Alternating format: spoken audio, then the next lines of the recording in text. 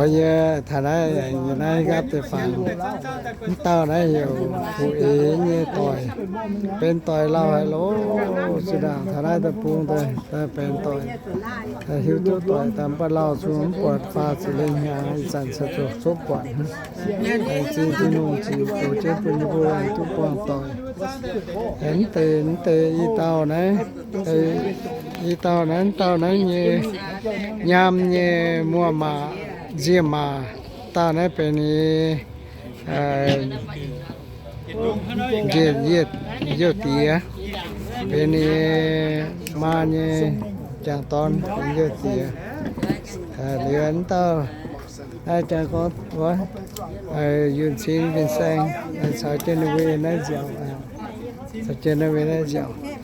tại chính sao mồi nói nó bên vô bìa béo rồi lai hàng hay y phú như này thì vừa có thao đồn các tài táp ó cuông phải lắm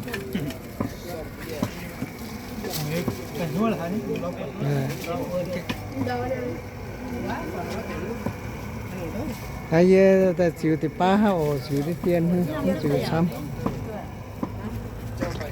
đến ta nói như các nhám bằng tung ổ ta như các nhám ta như phải